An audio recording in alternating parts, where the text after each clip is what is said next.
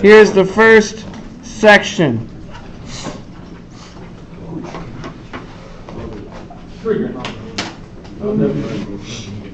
I can't stand a cosine. Nothing about that. On the test set, cosine tangent.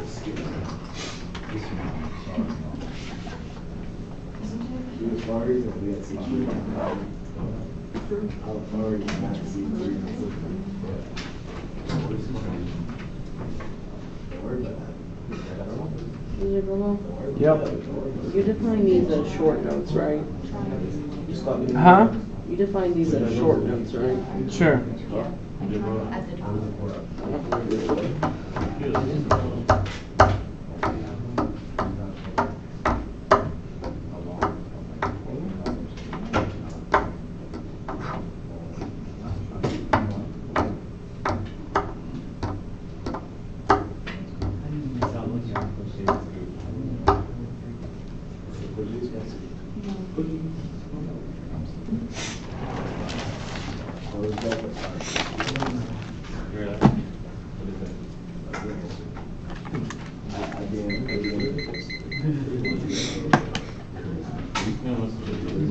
Can I start explaining this?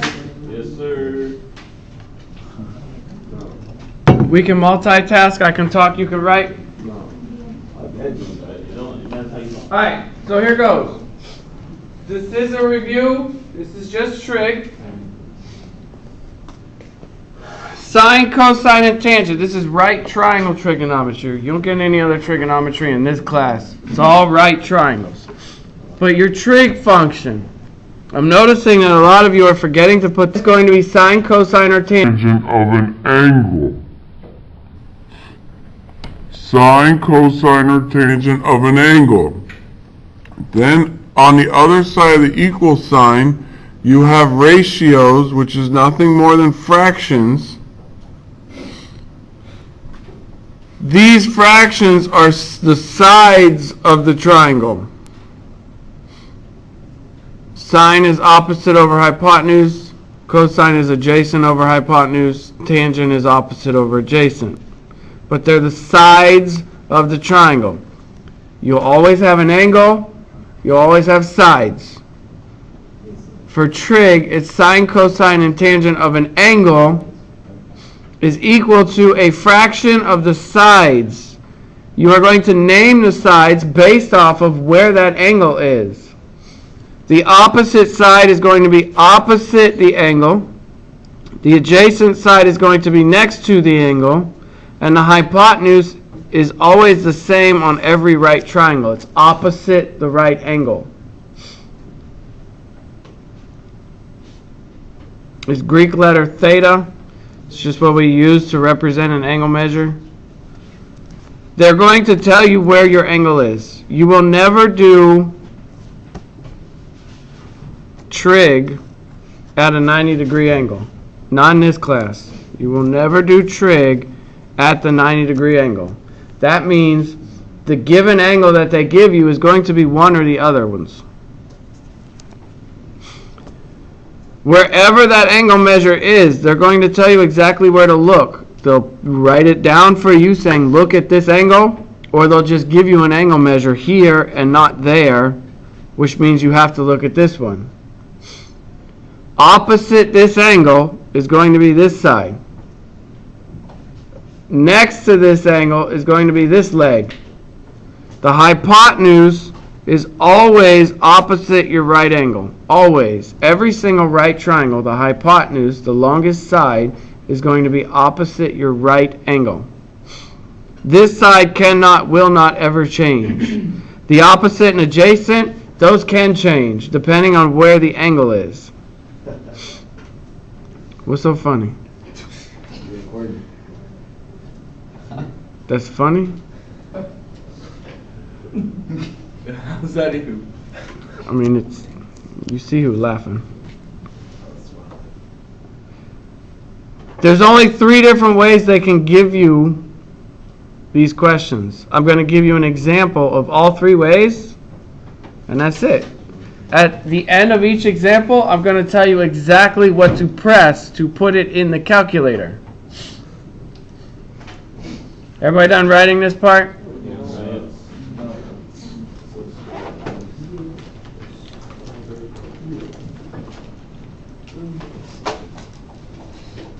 So theta is the angle. Yes. Alright. Always call it angle. Oh, this is why geometry makes geometry difficult. Like the little circle with the line going through it, why don't they call that just angle?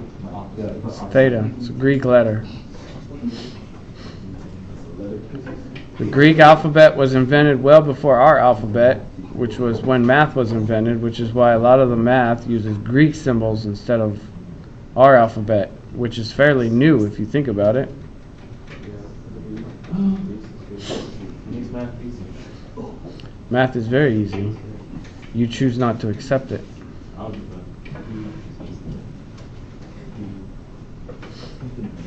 Can I move on? Yes. Who's still writing? Almost done there.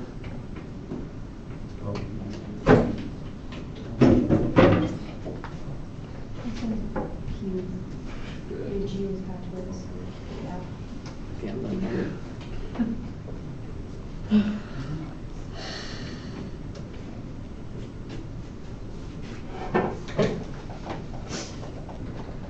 I didn't know that. That's all I'm gonna get you. You look good.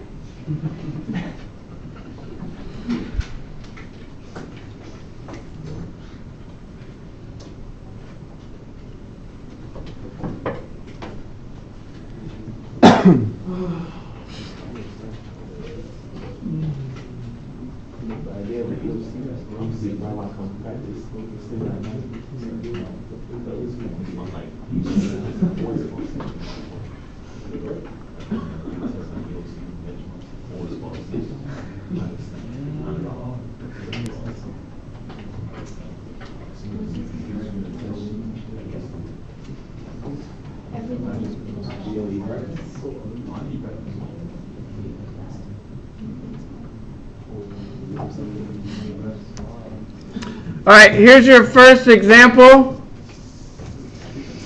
If x is in the denominator,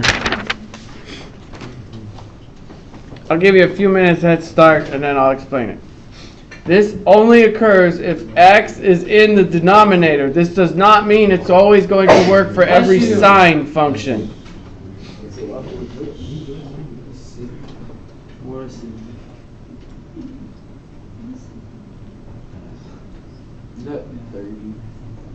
That is a 30.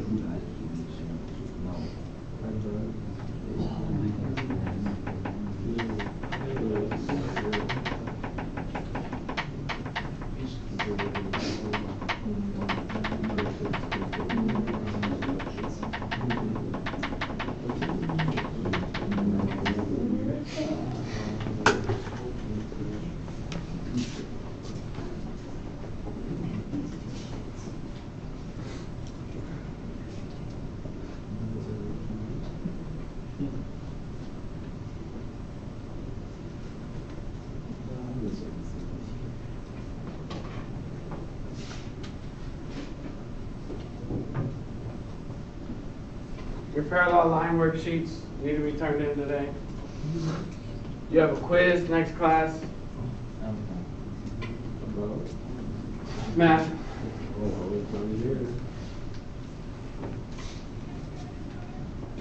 It's an ELC review quiz, therefore it's anything we've learned this year. 10 questions. You can use your note. Can I start explaining this? Yeah. All right.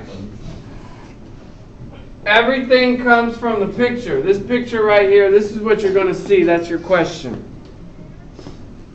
You never do trig at the 90-degree angle, so we need to look at the other angle they gave me, which is 30.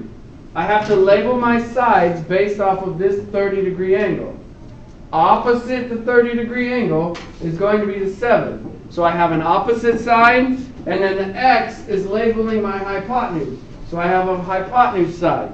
Opposite and hypotenuse, the only trig function I can use is sine. So it's sine of the angle, sine of 30 degrees, equals opposite over hypotenuse, which would be 7 over x. To solve for x, if x is in the denominator, you are not going to touch the numerator. You are going to switch everything that's in the denominator, so the x, with everything on the other side of the equal sign, so sine of 30 degrees. You're going to switch them, they're going to trade places, and now they look like this. 7 over the sine of 30 degrees. X is by itself, so now all we do is plug this into the calculator. To plug this into the calculator, you're going to type in the numerator divided by, and here's the trick with these calculators. Anytime you do a trig function, the angle has to come first. So 30, then hit the sign, then hit equals. If you don't hit equals, you're not going to get the right answer. 14. When you do 30 and then hit the sine function, your number changes. That's because your calculator is telling you what the sine of 30 degrees is. You still have to do this division. When we typed in the calculator first, the calculator will not do the division part until you hit the equal sign, which is why we have to hit the equal sign. Are we good? I can move on? Now this is not what you do every time you have a sine function. This is what you do every time when you set up your function, your variable is in the denominator. You can set up the same trig function with a sine, cosine, or tangent where your variable is in the denominator. If your variable is in the denominator, you are going to do it like that. It just so happened that it was sine. Earlier this week, I had a lot of people thinking that just because the example was a sine, every sine function was like that. No, which is why it's highlighted. It's only like that if the x is in the denominator. How do you know when to put the x in the denominator? It tells you when you set up your triangle. Everything's going, your question is going to look just like this. And they're just going to say find x. X can be here, x can be over there, x can be down here, x can be an angle. You have to determine where the x is, and what they're going to give you three things. They have to give you an angle and two sides. The angle they give you, in this case, is the 30 degrees. That tells you what angle to look at. You label your triangle based off of that angle. So based off of that angle, they gave me the side opposite and this side, which is opposite my 90 degrees, so that's hypotenuse. So I have an angle, I have an opposite side, and I have a hypotenuse. The only trig function I can use that has opposite and hypotenuse is sine. So that's their way of telling you which trig function to use. Then you set it up. Sine is opposite over hypotenuse, so it's sine of the angle equals opposite, which was 7, over the hypotenuse, which was x. Now that it's set up, where's your x? It's in the denominator, so this is what I'm doing.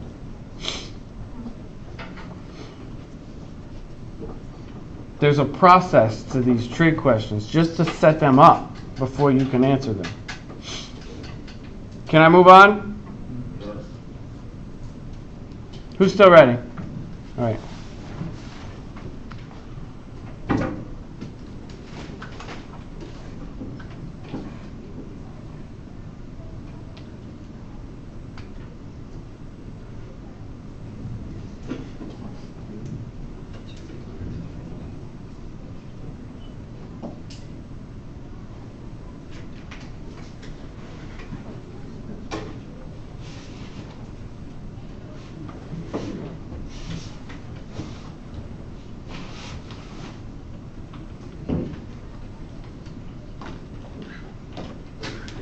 What is funny?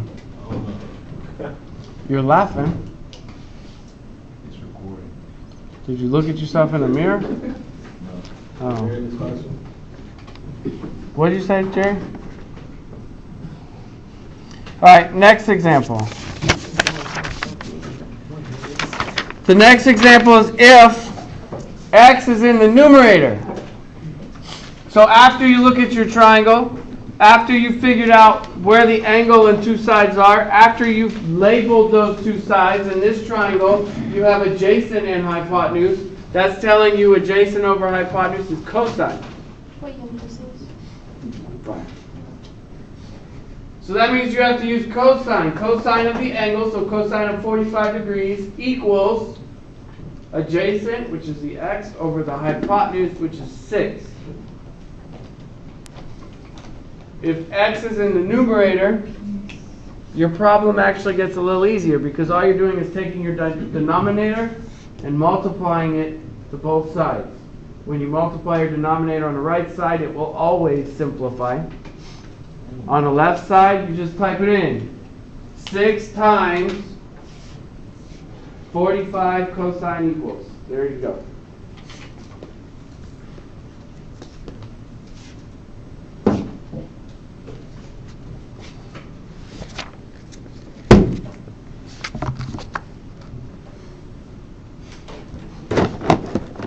Done writing this?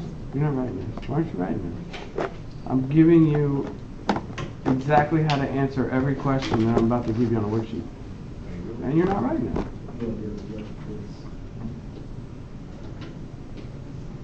There is trig on your quiz on Monday. I don't mind. There's proofs. Actually, I should say there's a proof. There's only one proof.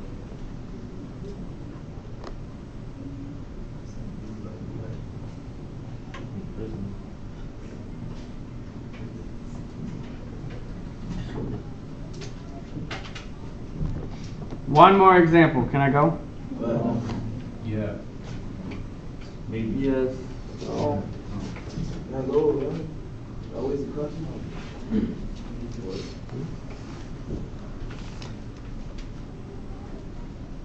Okay. Good. No.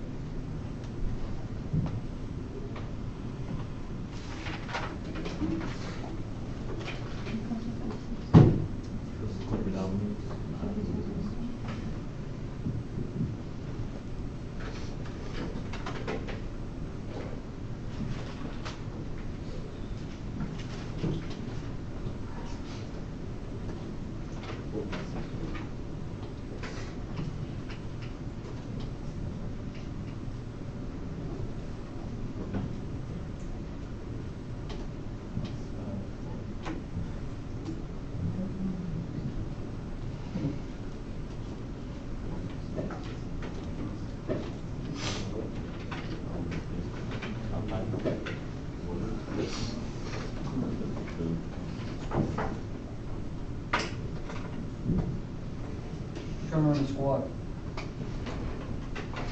Yeah, I have no idea why you still think that word is. I know it's you. What? It's recorded. You recorded. I'm calling you out on that. Oh. It's okay, Lane. Oh, He gets hit in the head a lot.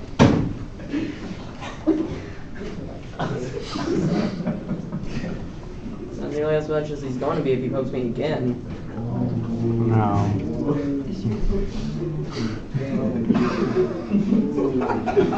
That's funny.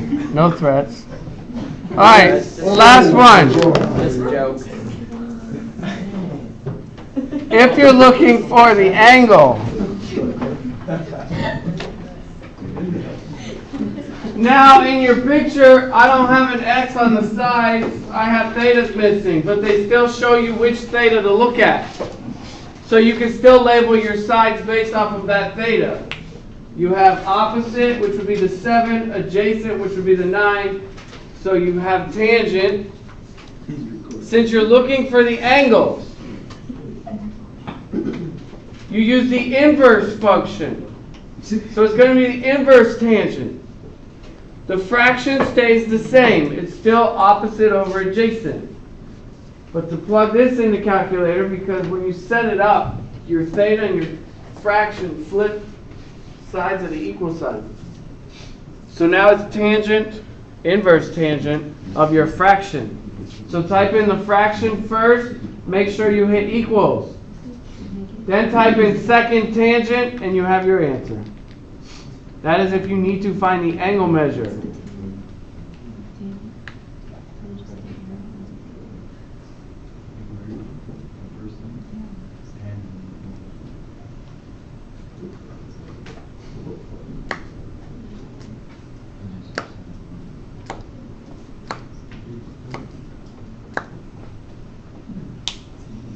Are we done? We ready for the work? That's how you keep your videos. You go to the bathroom. So That's why I do videos, so you can pause it. I'll be having to put like the time slower.